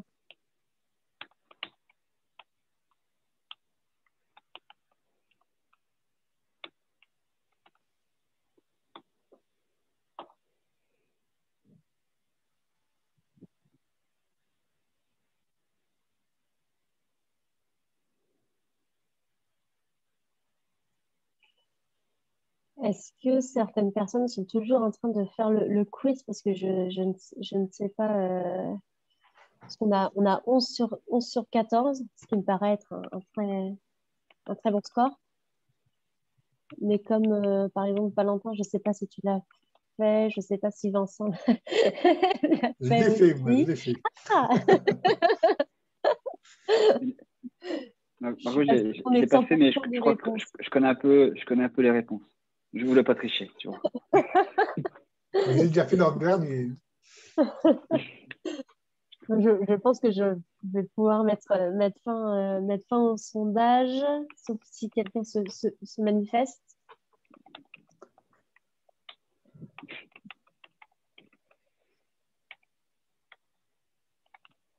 Bon, nous allons passer à la correction. Merci à tous d'avoir participé. Alors, je ne sais pas ce que vous voyez. Je vais partager les résultats. C'est fait. On voit très Super, bien. ouais. Super. Hop. Pardon.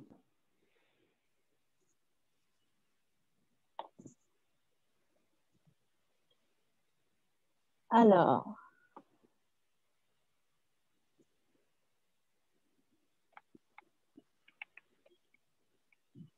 Valentin, tu veux... Eh bien, allez, je fais la première question, tu fais la deuxième, etc. Allez, faisons comme ça. Que je vois les résultats. Alors, effectivement, qu'est-ce que la gouvernance des systèmes d'information? Et finalement, c'est le tout. C'est la définition claire et formelle des rôles et des responsabilités des différents acteurs. Il faut qu'on sache dans la DSI qui fait quoi. C'est l'alignement justement aussi des objectifs SI à la stratégie de l'organisme. Il faut qu'il y ait vraiment une co-construction du schéma directeur pour que la DSI soit partie intégrante de la stratégie de l'organisme. C'est le contrôle du budget. Évidemment, on doit être capable d'avoir une DSI qui pilote sa dépense et son budget. Et c'est les instances de pilotage. Comment on définit finalement quelles sont les instances de pilotage en interne de la DSI et aussi tout ce qui est avec la direction générale ou avec les autres parties de l'organisation. Donc effectivement, c'est très important d'avoir une définition claire et formelle des rôles et des responsabilités, mais ça va aussi plus loin que ça sur la gouvernance. Alors, qu'est-ce qu'un schéma directeur? Donc, la bonne réponse est celle qui a reçu le plus de voix. Donc, c'était la réponse D. Alors, la réponse C pouvait marcher parce que, en effet, c'est peut-être un peu de notre faute. On aurait dû préciser qu'est-ce qu'un schéma directeur informatique. Puisqu'en effet, un schéma directeur, c'est bien un document qui définit les orientations stratégiques des 3 à 5 prochaines années. Nous, dans notre cas, c'est plutôt les orientations stratégiques de l'informatique, mais bon, l'idée entre la réponse C et la réponse D y était. En matière de sécurité DSI de l'organisme, c'est plutôt la politique de sécurité des systèmes d'information, PSSI, qui va faire foi en la matière. Le schéma directeur peut comprendre des aspects sécuritaires, mais c'est plutôt des orientations stratégiques. Et le schéma fait par un directeur, bon, heureusement, personne ne, personne ne l'a coché, c'est que vous nous avez quand même bien écoutés.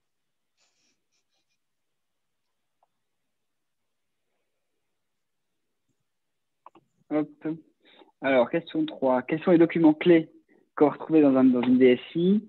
Effectivement, les 4, on aurait pu les mettre. On voit beaucoup qu'on mis schéma directeur et les contrats. Budget et annuaire, c'est important. On va dire que vraiment, le document, c'est le schéma directeur. C'est là où c'est là le point clé. Et les deuxièmes documents, c'est les contrats établis avec les prestataires. C'est une vraie zone de risque. Le budget, c'est très important, mais on peut aussi le retrouver côté finance. Et l'annuaire du personnel, on va dire que ça vient plutôt dans un second temps. Je te laisse l'info. Donc, à quelle direction la DSI doit être attachée? Donc, on en a parlé tout au long de la matinée, mais surtout dans la partie gouvernance. Ce qu'on recommande, c'est qu'elle soit rattachée à la direction générale. La direction technique et la direction financière, on ne recommande pas. Ça peut être le cas, notamment dans des très petits organismes, des petites collectivités, des petites mairies. Voilà, donc ça peut arriver. Direction des ressources humaines, non, absolument pas. Voilà, dans les bonnes pratiques, c'est quand même mieux qu'elle soit rattachée à la direction générale. Après, voilà, suivant son rattachement, le tout dans vos contrôles et que vous vous assuriez qu'elle ait accès au bon niveau d'information pour pouvoir adapter l'informatique à la stratégie générale.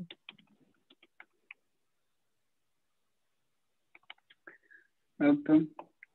Alors, qu'est-ce qu'on a comme composant dans une DSI? Ça, je vous l'ai dit, j'ai passé un petit moment tout à l'heure.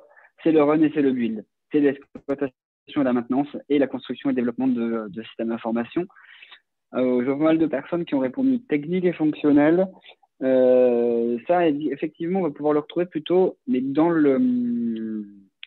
la partie build, où on va avoir des techniques qui vont développer des solutions et des fonctionnels qui vont être plus là pour organiser un petit peu ce qu'on peut retrouver en MOE et MOA. Hop, je te laisse, Margot. Alors, quel est le premier point à évaluer lors de l'évaluation de la gestion d'un projet informatique? Alors, la bonne réponse. La réponse la plus adaptée est la réponse C, donc la définition de la méthode des acteurs, des responsabilités, des livrables et des étapes. Donc, ça reprenait un peu l'ensemble des autres réponses. Voilà, ce qui est important, c'est d'être sûr que chacun sait ce qu'il doit faire dans le cadre du projet.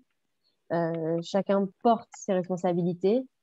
On sait quelles sont les étapes à suivre, comment on va les réaliser et comment on va documenter ce projet surtout. Le degré d'implication des métiers dans le projet, c'est aussi important, mais c'est peut-être pas ça fait partie des responsabilités à mon sens, mais voilà, c'est quelque chose qu'il faut aussi aller regarder.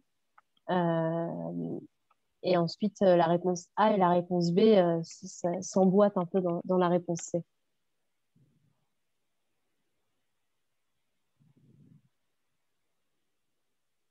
Hop. Alors, quelles cartographies sont essentielles pour bien comprendre et découvrir un SI? Alors, effectivement, la cartographie des risques est très importante. Ceci dit, pour découvrir un système d'information, on peut faire mieux. Et vraiment, la cartographie applicative et la cartographie des processus, c'est vraiment ce qui va pouvoir vous donner une première idée sur le fonctionnement du SI et qu'est-ce qu'il compose et finalement qui fait quoi dans ce système d'information. Donc vraiment, les deux points essentiels, c'est cartographie applicative et cartographie processus.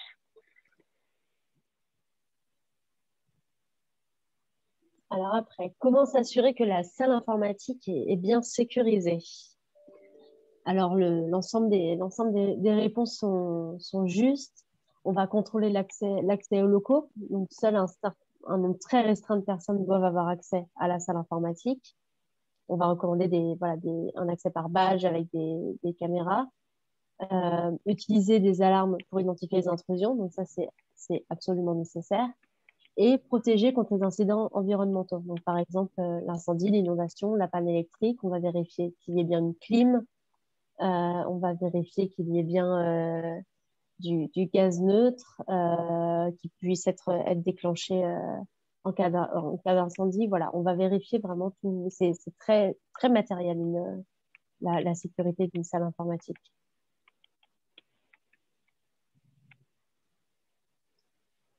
Bon, on va passer très rapidement sur la question 9 des ICP. Hein. Vous avez tous eu juste, hein, à part une personne qui a mis déclaration des impôts et des contributions publiques. C'était bien évidemment toi, la Valentin. réponse disponible. C'est peut-être moi, je ne me dévoilerai pas. C'était bien évidemment disponibilité, intégrité, confidentialité et preuve. Et Margot, je te laisse faire la dernière question du quiz. Alors, dernière question. Quels sont les éléments qui doivent être inclus dans une procédure de sauvegarde? Alors, l'ensemble des réponses sont justes. Déjà, quel type de données on sauvegarde? Est-ce qu'il est nécessaire de sauvegarder l'ensemble des données? Est-ce que certaines données doivent être sauvegardées à des fréquences plus restreintes que d'autres? Par exemple, on va pouvoir sauvegarder l'ensemble des postes tous les jours, mais peut-être pas chaque minute. Le type de sauvegarde, est-ce qu'on fait une sauvegarde complète, incrémentale ou différentielle? C'est-à-dire, est-ce qu'à chaque fois qu'on sauvegarde, on sauvegarde l'ensemble des données ou est-ce qu'on sauvegarde vraiment la différence entre la dernière sauvegarde et cette nouvelle sauvegarde? Voilà, c'est des choses qui prennent moins de place sur des disques durs et qui permettent aussi de réduire le niveau des sauvegardes, mais aussi du coup d'avoir besoin de moins de serveurs et donc qui permet aussi de réduire les coûts. Mais aussi de réduire, si on a moins de serveurs, on réduit par exemple la facture en électricité. Voilà, il y a aussi d'autres choses qui vont derrière. Le support de sauvegarde, est-ce qu'on sauvegarde sur un disque dur, sur le cloud, le lieu, est-ce qu'on sauvegarde par exemple dans les locaux de l'organisme? Est-ce qu'on sauvegarde aussi dans les locaux et on réplique les données ailleurs? Dans ce cas-là, où? Le lieu, on va aussi s'assurer que c'est un lieu qui n'est pas inondable, qui ne présente peu de risques de catastrophes naturelles. La sécurité des moyens de sauvegarde et sous quelle modalité. Donc, tout cela doit être précisé dans la procédure de sauvegarde et on sait à quel point les sauvegardes sont importantes puisqu'en cas de, si par exemple l'organisme que vous auditez se fait pirater, un des seuls moyens de ne pas payer la rançon, c'est de s'assurer que ces sauvegardes n'ont pas été piratées et de pouvoir remettre ces sauvegardes-là sur les postes pour pouvoir récupérer ces données. Voilà, donc la sauvegarde est quelque chose de primordial et il faut s'assurer qu'elle soit correctement réalisée.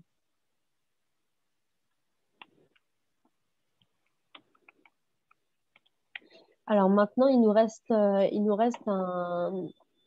un quart d'heure à peu près. 20 minutes, ouais. On voulait garder ce temps pour un temps d'échange avec vous. Si vous avez des questions, on est là pour y répondre. Voilà, maintenant, on laisse ce temps pour un temps d'échange très, très ouvert et très libre pour répondre à toutes vos questions. Oui, profitez-en, même si c'est sur des contrôles sur lesquels vous êtes ou si c'est sur la présentation qu'on vient de faire, le guide, etc. Vraiment, n'hésitez pas. On est là, on fait garder du temps exprès pour le coup. Et vous pouvez prendre la parole ou écrire sur le chat, vraiment comme ça vous arrange.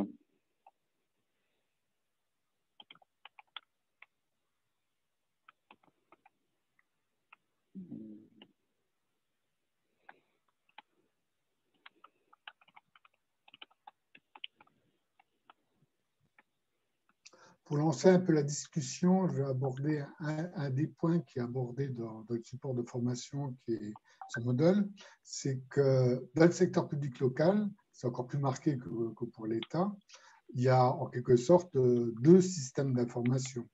Il y a le système d'information de l'ordonnateur, d'une part, et là, toute la méthodologie nous permettra de contrôler effectivement ce système d'information de l'ordonnateur, mais il y a aussi le système d'information du comptable, la signataire de la collectivité. Et là, nous, dans les chambres régionales des comptes, nous n'avons pas la compétence juridique pour aller contrôler le système d'information du comptable. Et on reçoit, c'est une difficulté, mais du coup, ce qui est assez intéressant d'aller voir de manière un peu complémentaire, c'est de voir comment sont articulés les systèmes d'information. Donc, dans le support de formation, on essaie de présenter ces éléments d'articulation, mais il peut y avoir effectivement peut-être des difficultés à ce niveau-là. Vous savez que dans le système d'information, l'ensemble des pièces validées par l'ordonnateur vont finir, in fine, dans Atlas. Donc, le système mis en place par la DGFiP pour conserver l'ensemble des pièces justificatives pendant 10 ans. Et donc, c'est cette articulation-là qui, non pas pose pas problème, parce que c'est une certaine forme de sécurité, mais quelquefois, il faut s'interroger un peu sur où sont les informations qui en émettent, qui les conservent, et quels sont les processus qui sont mis en place pour s'assurer effectivement de ces transferts d'informations. J'aurais un autre commentaire aussi par rapport au risque que vous évoquez. Donc, pour les chambres régionales des comptes, tous nos rapports, tous nos contrôles sont publics. Et donc, à plusieurs reprises, en tant que, on va dire, ministère public, faisant des conclusions sur les rapports qui étaient proposés, les collègues qui ont fait des observations sur les systèmes d'information et notamment sur les risques en proposant des recommandations, exposaient parfois des risques assez effectivement étayés et donc avérés. Donc, la recommandation qu'on formulait côté ministère public, c'était au stade du rapport d'observation provisoire, pointer de façon précise les risques pour l'ordonnateur et pour la collectivité afin qu'elle y remédie, pouvait se justifier, mais qu'il fallait être extrêmement prudent dans la formalisation, dans la rédaction ultérieure pour le rapport public, étant entendu que le contexte récent le montre, les établissements publics, les organismes ne sont pas du tout épargnés par des attaques qui peuvent avoir des conséquences très lourdes. Tout à fait, oui. Voilà, c'est donc un conseil que vous pouvez recommander aussi. Bien sûr, en fait, il ne faut pas finalement exposer un risque dans le rapport. Il ne faut pas non plus donner les clés pour un attaquant ou une personne mal intentionnée d'avoir trop d'informations. Donc, il faut savoir expliquer de quel risque il s'agit, sans non plus rentrer dans un niveau de détail trop important, auquel cas on serait coupable de donner des informations confidentielles sur un système d'information. Donc, c'est vraiment, mais c'est une gymnastique qui n'est pas forcément facile, parce qu'on a toujours envie d'expliquer très clairement et montrer exactement où le risque se trouve. Et il faut réussir à trouver une formulation assez vague, mais assez précise finalement pour être capable de bien expliquer ce qu'on peut avoir comme risque. Et je crois que là, dans nos méthodologies de contrôle, autant décliner très précisément tout ce que vous avez proposé est très important. Et la contradiction, l'interaction avec les équipes de l'organisme considéré peut aller très loin dans la précision. Et après, il faut accepter d'avoir beaucoup moins de choses dans le rapport. Ce n'est pas pour autant qu'on n'a pas fait un bon contrôle à valeur ajoutée pour l'organisme. du coup, je me pose une question de procédure à Madame la procureure financière. Est-ce qu'il ne serait pas possible, à côté du rapport d'observation définitif qui est bien sûr communicable en ligne sur notre site Internet, est-ce qu'il ne serait pas possible de faire une communication administrative à l'ordonnateur portant justement sur les points de risque les plus importants du système d'information, communication administrative qui ne serait pas communicable? Effectivement, moi, j'y avais pas pensé, mais je pense que procéduralement, on peut tout à fait le faire. Et ça peut être une suggestion comme un cahier qui ressemblerait vraiment au rapport d'instruction, on va dire, sur ces sujets-là, à destination de l'ordonnateur et de ses services. Je pense que ça pourrait être très, très intéressant. Je retiens la proposition et je la suggérerai parce que je pense que c'est important. Ça me permettrait de ne pas perdre le travail des équipes et donner peut-être une feuille de route en quelque sorte, surtout pour les organismes de taille moyenne qui n'ont pas forcément encore la culture du risque, en particulier en informatique. Oui. On peut attendre une communication du procureur général sur ce point, ou une instruction. Je le suggérerai. En tout cas, je pense que ce serait, je pense que ce serait un produit de sortie pour les collègues qui font des audits du système d'information qui serait assez intéressant. On fait souvent des communications administratives sur les problématiques de régie, hein. Mais là, d'une certaine manière, c'est un peu similaire par rapport à la notion de risque. Mais la confidentialité est aussi importante et ça permettrait de donner des produits de sortie pertinents pour les ordonnateurs.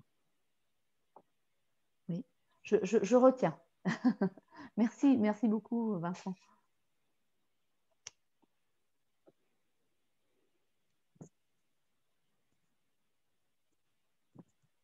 Est-ce qu'il y a d'autres questions de la part des collègues?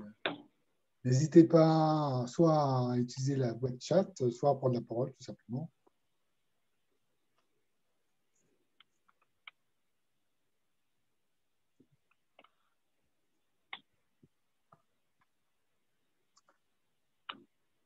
Non, tout le monde est quoi? Ce que je propose, du coup, c'est de remercier Margot Danielou et Valentin Montagnier pour leur intervention. Je pense que c'est très riche, précis, rigoureux, et ça permet aussi d'identifier des thèmes de contrôle sur lesquels les chambres régionales des comptes ne vont pas suffisamment, sans doute. Je pense qu'effectivement, lorsqu'on fait une analyse des risques au sein du secteur public local, tous les risques qui tournent autour du système d'information sont importants et puis il faut savoir s'outiller, s'armer pour pouvoir aller contrôler une collectivité sur ce champ-là. Le guide, d'une part, nous met un peu en sécurité collectivement, puisque ça nous permet de savoir un peu ce qu'il convient d'aller contrôler. Et puis le fait de faire appel à vous, en termes de conseils, peut-être même de prestataires, c'est aussi une sécurité, notamment si on va se confronter à des contrôles relativement importants. Je pense par exemple en centre Val-de-Loire, on prévoit contrôler l'année prochaine la métropole d'Orléans. Il y a certainement des problèmes de système de sécurité importants. Ça pourrait être intéressant effectivement à la fois de s'outiller et puis de se faire accompagner pour un contrôle de cette nature. D'autant plus que oui, puis nous on reste toujours disponible, même pour des petites questions ponctuelles en fait, hein. Pour des levées de doute ou quoi que ce soit, il ne faut pas hésiter. D'accord, merci beaucoup en tous les cas pour votre intervention. Elle a permis de bien compléter l'ensemble de ce programme, hein, puisqu'il a duré il va encore durer cette semaine sur 4 semaines à peu près. C'est un programme à la fois ambitieux, puisqu'il a permis d'identifier les 5 composantes du COSO, donc de manière un peu analytique.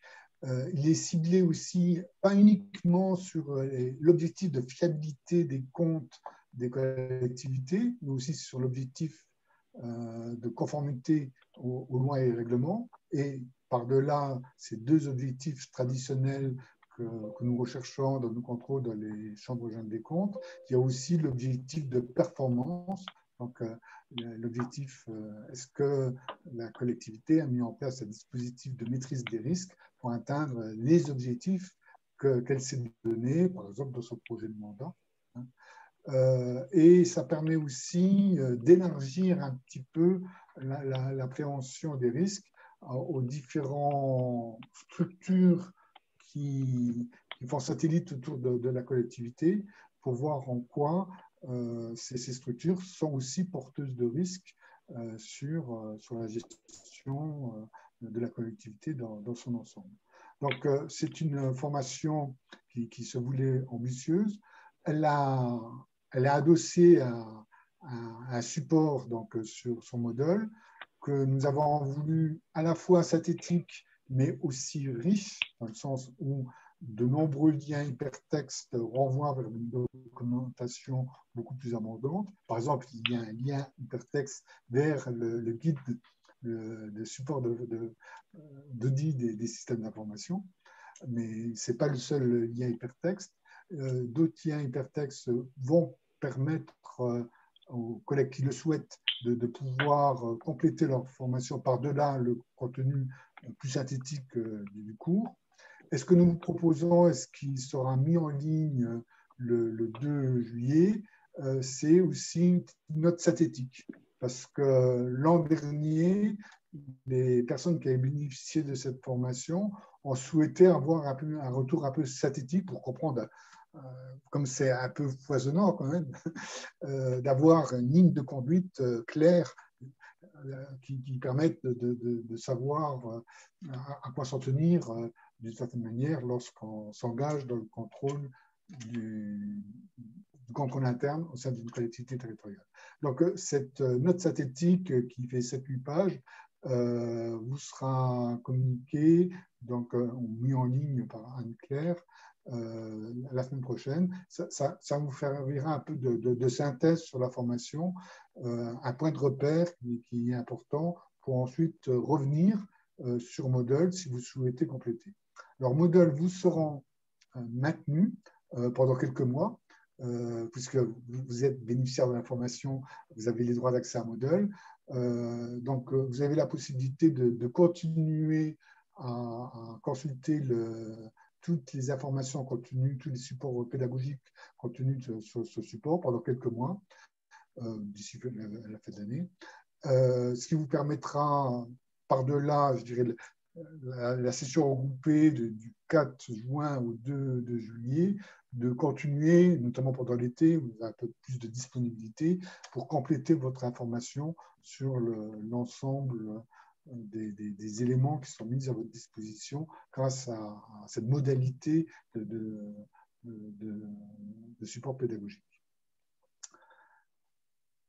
Et effectivement, il y a une demande est-ce que le PowerPoint d'aujourd'hui sera mis en ligne sur donc je vous vois Margot qui essaie de plier de la tête. Donc le PowerPoint qui a été le support de l'intervention de Margot et de Valentin aujourd'hui sera également mis en ligne de manière à ce que vous puissiez l'utiliser. Soit pour réviser un petit peu, soit même pour l'utiliser pour communiquer avec votre magistrat, avec votre vérificateur, éventuellement en termes de support, en termes de documentation de votre SharePoint. Je pense que c'est important d'utiliser l'ensemble des documents qui sont mis à votre disposition par le CAM de manière générale. Voilà. Oui, Marie-Odile, je t'en prie. Oui, juste, Vincent, pour compléter cette conclusion, puis je rebondis sur un commentaire de Sabine Pelluet qui nous dit que ça donne du sens à nos contrôles. Je l'en remercie beaucoup. C'est l'idée, effectivement, cette approche par les risques peut très bien faire écho auprès des ordonnateurs élus, notamment, qui sont élus sur un plan de mandat. Donc, ils ont clairement des objectifs. Parfois, ceux-ci restent un peu flous, mais ce sont leurs objectifs politiques. Et au fond, présenter nos contrôles dans ce sens-là, tout en réinjectant dedans les contrôles que nous avons l'habitude de faire en termes de régularité, puisqu'on porte bien entendu le message qu'il n'y a pas de bonne gestion en dehors de la régularité. Mais voyez, ça peut vraiment servir et avoir un écho important auprès des élus, d'orienter en ce sens sur la maîtrise des risques et ce qui peut finalement empêcher de remplir la mission que leurs électeurs leur ont assignée finalement au niveau d'un périmètre qui reste relativement modeste, celui d'une commune, mais qui porte énormément quand même d'enjeux et de politiques publiques. Donc, ça peut les aider à peut-être mieux formaliser, à jalonner leurs objectifs sur leur mandat et donc améliorer la gestion publique, ce qui, bien entendu, est complètement la mission que nous avons à conduire, hein, puisque c'est éclairer le décideur public. Voilà ce que je voulais porter à mes convictions, voilà, et partager avec vous. Merci beaucoup, Marie-Odile. Merci à Margot, merci à Valentin. Merci de votre participation active au cours de cette session. Et je vous invite encore à nous poser des questions. Vous avez encore la possibilité jusqu'à la fin de la semaine prochaine. Nous serons toujours disponibles pour vous répondre si vous avez encore des questions à nous formuler, même peut-être après si vous le souhaitez. Au plaisir et je vous souhaite un excellent Merci à tous. Merci beaucoup. Merci pour votre attention et n'hésitez pas à contacter le CAM. Merci beaucoup. Merci. Bonne journée, bon week-end. Au revoir à tous. Merci, au revoir. Merci. Au revoir Vincent et merci pour au revoir. ce lead sur cette formation que je